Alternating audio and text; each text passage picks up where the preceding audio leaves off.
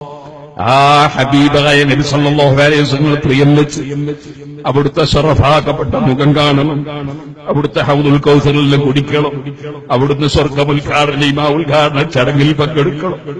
സുഹൃത്തുക്കളെ, ഇവിടുത്തെ ഉദ്ഘാടനങ്ങളൊന്നും നിലനിൽക്കുന്ന ഉദ്ഘാടനങ്ങളല്ല. ഉദ്ഘാടനം കൊണ്ടൊരു കാര്യവും കിട്ടാനുമില്ല.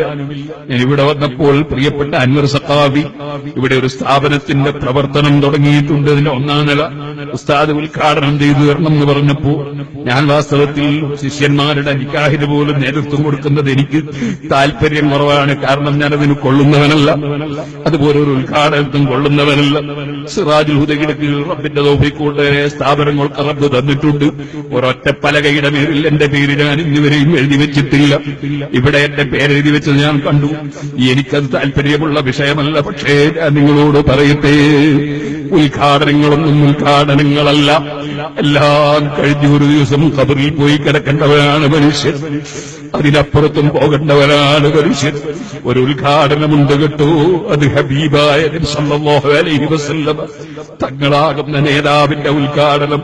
വഅന അവ്വലു മൻ യുഹരികു ഹലഖൽ ജന്ന, സ്വർഗത്തിന്റെ വട്ടക്കട്ടി ആദ്യമായി പിടിച്ചു കുലുക്കി ഉദ്ഘാടനം ചെയ്യുന്ന നേതാവ് ആദ്യമായി തന്നെ ഫയുദ്ഖിലുനീഹാ, എന്നെ നബി തങ്ങളത് പറയുന്ന എന്നെ അല്ലാഹു സ്വർഗത്തിലങ്ങ് കടത്തും. വമഈ ഫുഖറാഉൽ മുഹാജിരീന വൽ അൻസാർ, എന്റെ കൂടെ സാധുക്കളൊക്കെയും മുന്നിലുണ്ടാകും.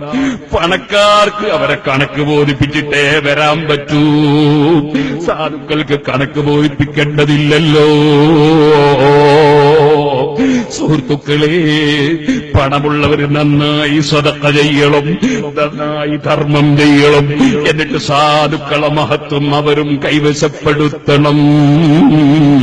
സാധുക്കളതാ ദിക്റും തസ്ബീഹും വർദ്ധിപ്പിച്ച് സദക്ക കൊണ്ട് പണക്കാര് വാങ്ങുന്ന പ്രതിഫലം സാധുക്കൾ ദിക്റ് തസ്ബീഹിലൂടെ നേടിയെടുക്കണം. അങ്ങനെയല്ലേ നബി തങ്ങൾ പഠിപ്പിച്ചത്. റബ്ബ് സുബ്ഹാനഹു വ തആല നമ്മെ എല്ലാവരെയും അവൻ പൊരുത്തപ്പെട്ട മുഅ്മിനീങ്ങളിൽ പെടുത്തട്ടെ. നമ്മുടെ പ്രവർത്തനങ്ങളൊക്കെ റബ്ബ് സ്വീകരിക്കും.